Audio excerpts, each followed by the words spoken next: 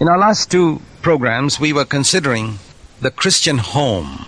अपने पिछले दो अध्ययनों में हमने मसीही घर कैसा होना चाहिए पर विचार कर रहे थे। The place which Satan has attacked from the days of Adam and Eve. वह स्थान जिस पर शैतान ने आदम और हव्वा के दिनों से सबसे अधिक हमला किया है, And which is under tremendous attack today. और जो आज तक जबरदस्त हमले के अधीन है। In our last two programs, we considered the relationship between husband and wife. हमारे पिछले दो अध्ययनों में हमने पति और पत्नी के बीच के रिश्ते पर विचार किया। Today, we want to continue and consider God's plan for bringing up children.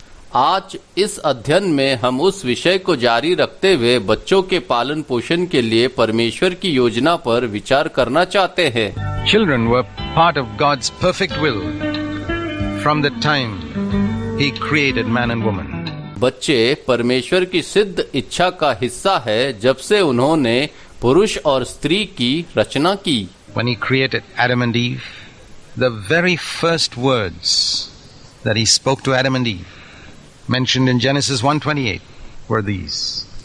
जब परमेश्वर ने आदम और हव्वा को बनाया तो सबसे पहले शब्द जो उन्होंने आदम और हव्वा से कहे थे वह ये थे जो उत्पत्ति 1 अध्याय उसका 28 वचन में कहे गए हैं। Be fruitful and multiply and fill the earth and subdue it. फूलो फलो और पृथ्वी में भर जाओ और उसे अपने वश में कर लो। They were to have a physical relationship with each other and produce children. उन्हें एक दूसरे के साथ शारीरिक संबंध बनाना था और इस तरह बच्चे पैदा करने थे। That was God's will. वह परमेश्वर की इच्छा थी। And in the last book of the Old Testament, in the last page of the Old Testament, we see an emphasis on that. पुनः पुराने नियम की अंतिम पुस्तक मलाकी में पुराने नियम के अंतिम पृष्ठ में हम उस पर जोर देखते हैं। Why did God tell Adam and Eve to be fruitful? परमेश्वर ने आदम और हव्वा को फलदायी होने के लिए क्यों कहा? Their children were to reflect God's image, just like Adam and Eve were to reflect God's image. उनके बच्चों को ठीक वैसे ही परमेश्वर के स्वभाव को प्रतिबिंबित करना था जैसे आदम और हव्वा को परमेश्वर के स्वभाव को प्रतिबिंबित करना था। God created Adam and Eve that they might reflect His image. परमेश्वर ने आदम और हव्वा को इसलिए बनाया ताकि वे उनके स्वभाव को प्रतिबिंबित कर सकें। Adam could not do it alone. Eve could not do it alone. Together, they were to show the character and the nature of God. आदम इसे अकेले नहीं कर सकता था, हव्वा इसे अकेले नहीं कर सकती थी। उन्हें मिलकर परमेश्वर के चरित्र और स्वभाव को दिखाना था। There are things a man can show of God's nature. There are things a woman can show. ऐसी चीजें हैं जो एक पुरुष परमेश्वर के स्वभाव के बारे में दिखा सकता है और ऐसी चीजें हैं जो एक महिला परमेश्वर के स्वभाव के बारे में दिखा सकती है। Together, there would be a balance. साथ में एक संतुलन होगा। And their children were to carry on fulfilling that ministry in the next generation. और उनके बच्चों को अगली पीढ़ी में उस सेवकाई को पूरा करना है। In Malachi chapter 3, we read, there are two things that the Lord mentions in verse 14 and 15. Malachi chapter 2, verse 14 and 15. Malachi 2, 14 और 15 में प्रभु ने दो महत्वपूर्ण बातें का उल्लेख किया है। In the middle of verse 14 it says, the Lord has been a witness between you and the wife of your youth, that you have dealt treacherously, though she is your companion and your wife by covenant. वचन 14 के मध्य में हम पढ़ते हैं, प्रभु तुम्हारे और तुम्हारी जवानी की पत्नी के बीच साक्षी रहे हैं, जिससे तुमने विश्वासघात किया है, यद्यपि वह वाचा के अनुसार तुम्हारी साथी और पत्नी है। First thing he speaks to them in the last page of the Old Testament is your relationship with your wife. पुराने नियम के आखिरी पन्ने में वह आपसे जो पहली बात कहता है वह है आपकी पत्नी के साथ आपका रिश्ता। The wife of your youth. Why does he emphasize that? Maybe you are both 50, 60 years old today. आपकी युवा अवस्था की पत्नी, वह उस पर जोर क्यों देता है? हो सकता है आप दोनों आज 50 या 60 साल के हो। But when you chose her, she was a young, attractive person in your eyes. लेकिन जब आपने उसे चुना तो वह आपकी नजर में एक युवा आकर्षक व्यक्ति थी। And your husband was a young, attractive man in your eyes. और पत्नी तुम्हारी नजर में तुम्हारा पति एक युवा आकर्षक पति था। But you have dealt treacherously with each other. परंतु तुमने एक दूसरे के साथ विश्वासघात किया है। You have not been faithful even though she is your companion and your wife by covenant. यद्यपि वह आपकी सहचरी और वाचा के अनुसार आपकी पत्नी है, तो भी आपने उसके साथ विश्वासघात किया है। Do you know that marriage is a covenant? आप जानते विवाह एक वाचा है। And you promised to be faithful to her? आपने उससे वफादार रहने का वादा किया था। And she is meant to be your companion, your friend. वह आपकी साथी, आपकी दोस्त बनने के लिए बनी है। How many of you husbands can honestly say that your wife is your best friend? आप में से कितने पति ईमानदारी से कह सकते हैं कि आपकी पत्नी आपकी सबसे अच्छी दोस्त है? She should be. उसे होना चाहिए। That's what God says in the last page of the Old Testament. पुराने नियम के अंतिम पृष्ठ में परमेश्वर यही कहते हैं। And how many of you can say, I have not dealt treacherously with her? और तुम में से कितने लोग कह सकते हैं, मैंने उसके साथ विश्वासघात नहीं किया है? Or if you have, that you have repented and you seek to be faithful to her now.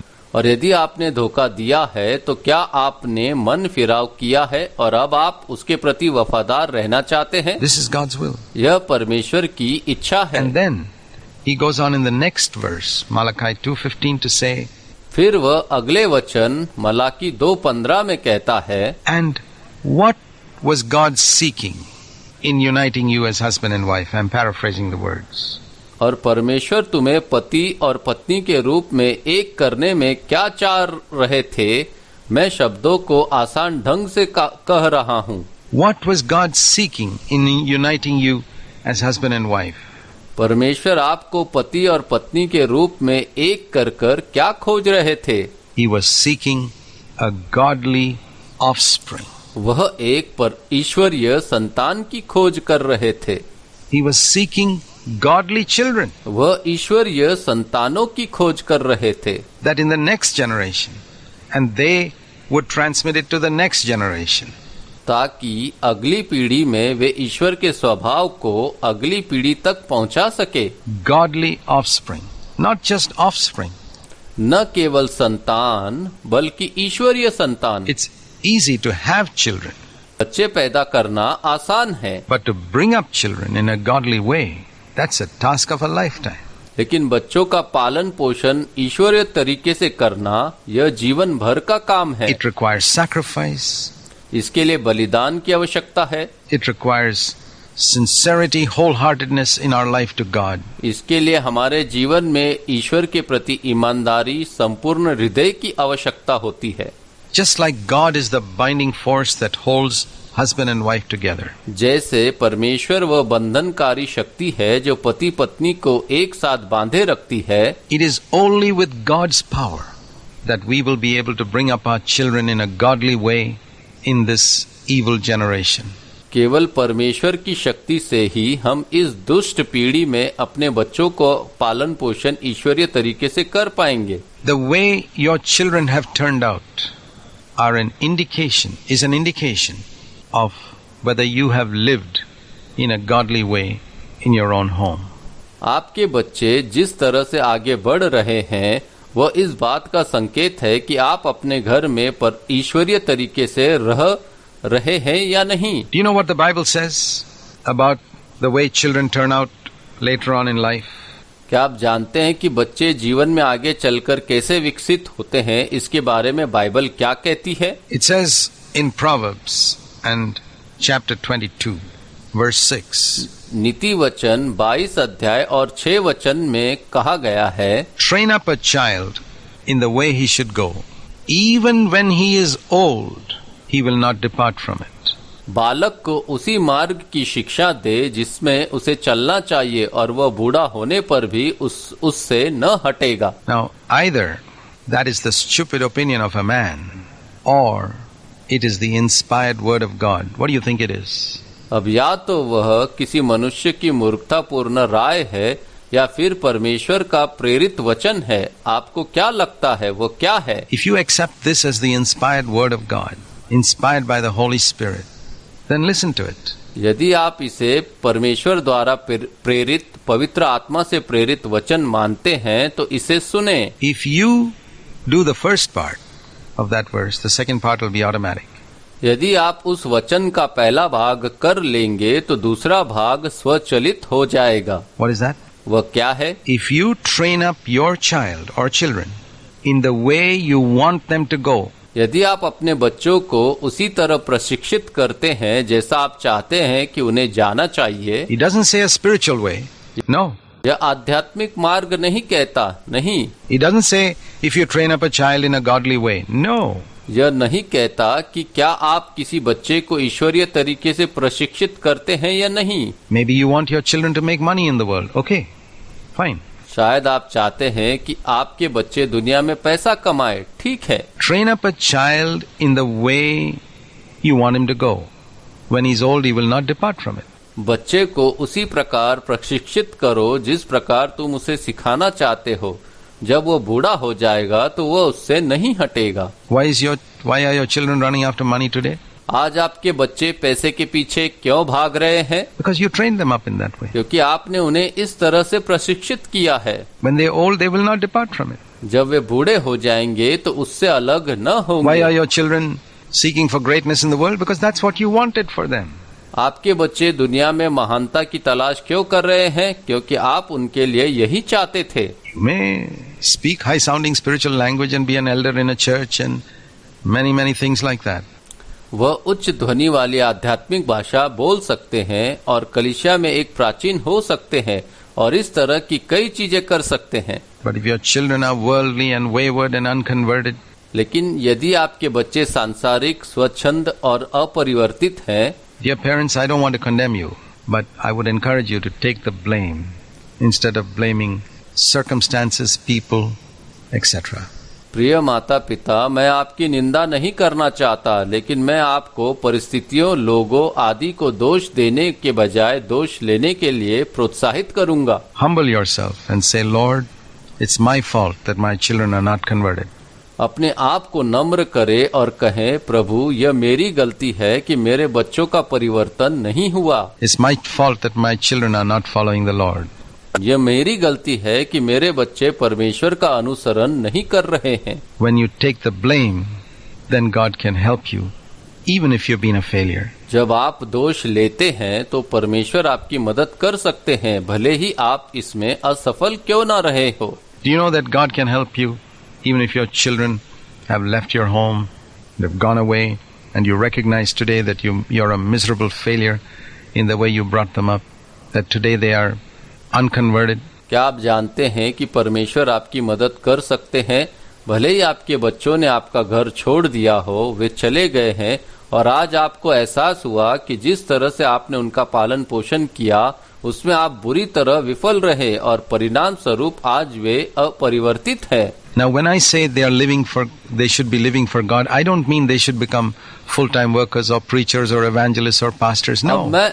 अब जब मैं कहता हूं कि उन्हें परमेश्वर के लिए जीना चाहिए तो मेरा मतलब यह नहीं है कि उन्हें पूर्णकालिक सेवक या प्रचारक या प्रेरित या पासबान बनना चाहिए, नहीं। That's a matter of calling. वह तो बुलाहट की बात है। God doesn't call everybody to full-time Christian work. परमेश्वर हर किसी को पूर्णकालिक मसीही सेवा के लिए नहीं बुलाते हैं। But they should be born again. लेकिन उनका नया जन्म होना चाहिए। They should be disciples of Jesus. उन्हें प्रभु यीशु के शिष्य होना चाहिए। 99.9% of people are called to work for the Lord in a secular job. 99.9% लोगों को धर्मनिरपेक्ष नौकरी करते हुए प्रभु के लिए सेवा करने के लिए बुलाया गया है। But they should all be disciples of Jesus, every single one of them. लेकिन उनमें से हर एक को प्रभु यीशु का शिष्य होना चाहिए। So we're not to train up our children to become full-time workers or pastors or preachers or evangelists or missionaries. No, that's not primary.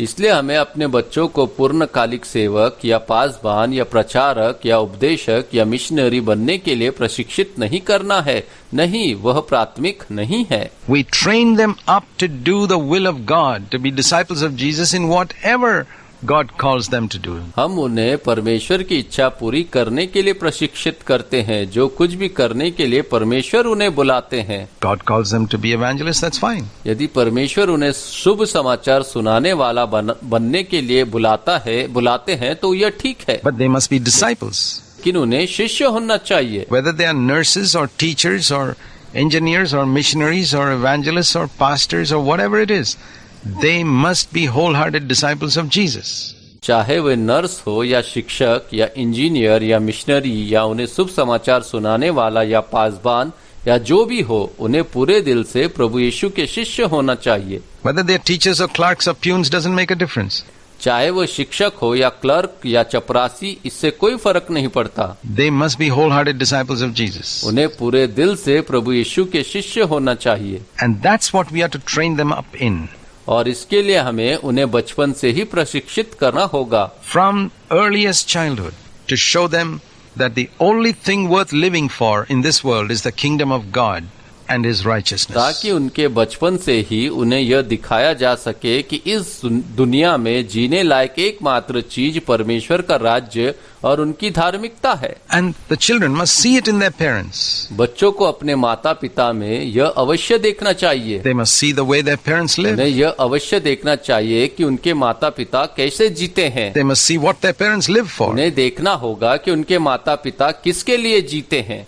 And if children see that you as parents have lived for money, even though you go to some church and speak high-sounding spiritual things over there, यदि बच्चे देखते हैं कि आप माता पिता के रूप में पैसे के लिए जी रहे हैं, भले ही आप किसी कलीसिया में जाते हैं और वहाँ ऊंची ऊंची आध्यात्मिक बातें करते हैं, don't blame your children if they grow up doing what they saw you doing at home. अपने बच्चों को दोष न दे यदि वे बड़े होकर वही करते हैं जो उन्होंने आपको घर पर करते देखा है। If they saw that even though you preached wonderful things in the church on Sundays, you lived as hypocrites at home with other standards, you can't blame your children for going astray. यदि उन्होंने यह देखा है कि भले ही आप रविवार को कलीसिया में अद्भुत बातें प्रचारित करते थे और घर पर अन्य मानकों में पाखंडी के रूप में रहते हैं, तो आप अपने बच्चों को भटकने के लिए दोषी नहीं ठहरा सकते। Train up a child in the way he should go.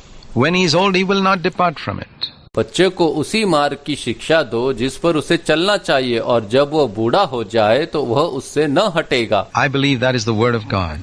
मेरा मानना है कि यह परमेश्वर का वचन है। It can work for the good of the children or the bad of the children, depending on how you bring them up. यह बच्चों के अच्छे या बुरे के लिए काम कर सकता है। यह इस बात पर निर्भर करता है कि आप उनका पालन पोषण कैसे करते हैं। Why do you think Judas Iscariot went astray? Was it because he was not dedicated to the Lord as a little baby? He probably was. आप क्या सोचते हैं यहूदा इस्करियोती क्यों भटक गया? क्या ऐसा इसलिए था क्योंकि वह एक छोटे बच्चे के रूप में प्रभु को समर्पित नहीं था? संभवत। He was probably taken to the temple exactly like Jesus was taken to the temple and dedicated to the Lord. उसे ठीक उसी तरह मंदिर में ले जाया गया जैसे प्रभु यीशु को मंदिर में ले जाया गया था और प्रभु को समर्पित किया गया था।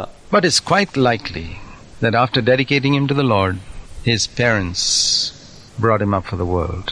लेकिन इस बात की पूरी संभावना है कि उसके माता पिता ने उसे परमेश्वर को समर्पित करने के बाद उसे दुनिया के लिए पाला पोसा। Maybe when Judas Iscariot did little wrong things as a child, maybe bringing back from school somebody else's pencil or rubber or something like that, his parents ignored it.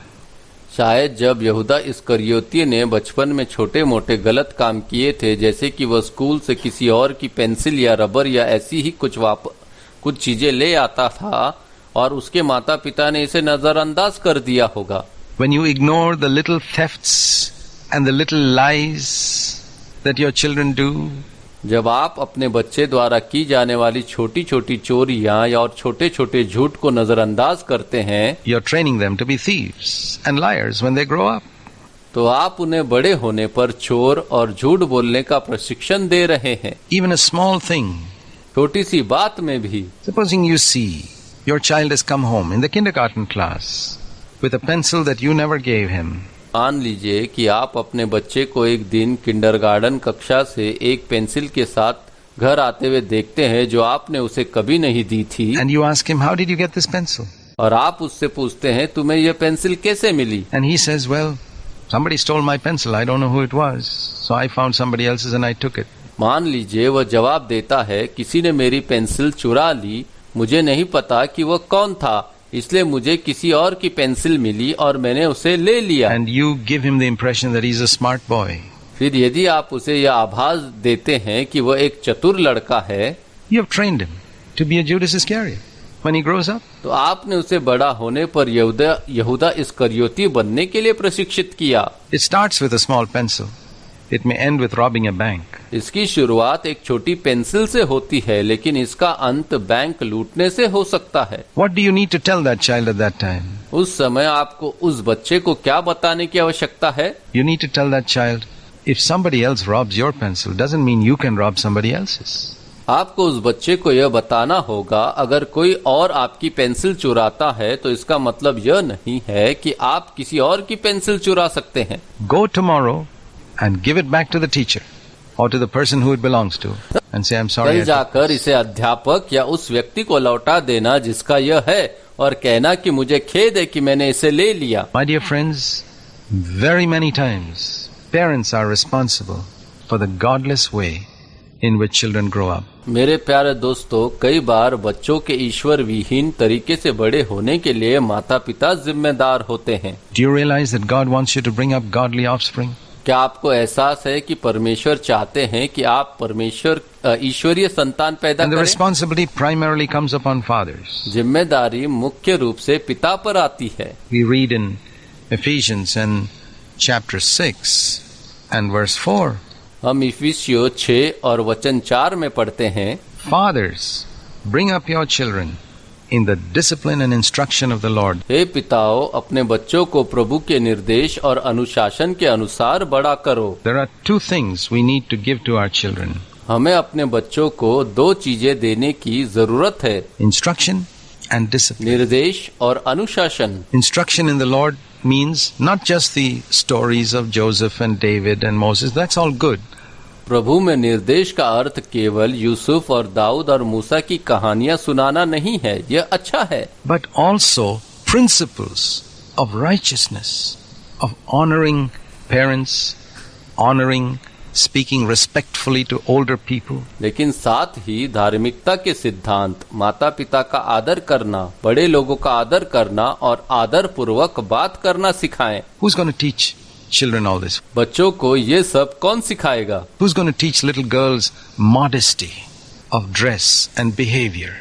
Parents. छोटी लड़कियों को पहनावे और आचरण की मर्यादा कौन सिखाएगा? माता पिता। If you don't teach your little girls principles of modesty and behavior, यदि आप अपनी छोटी लड़कियों को नम्रता और व्यवहार के सिद्धांत नहीं सिखाते हैं, they're going to pick up practices from the television screen and from the pictures of the film stars they see. तो वे टेलीविजन स्क्रीन और फिल्मी सितारों की तस्वीरों से सीखेंगे। Take this responsibility seriously from today. आज से ही इन जिम्मेदारियों को गंभीरता से ले। If you have failed and your children are grown up, repent, take the blame and ask the Lord to change them even today. यदि आप असफल हो गए हैं और आपके बच्चे बड़े हो गए हैं तो मन फिराव करे, दोष अपने ऊपर ले और प्रभु से आज भी उन्हें बदलने के लिए कहें। If fortunately your children are still with you at home, then say, Lord, give me grace to bring them up in a godly way.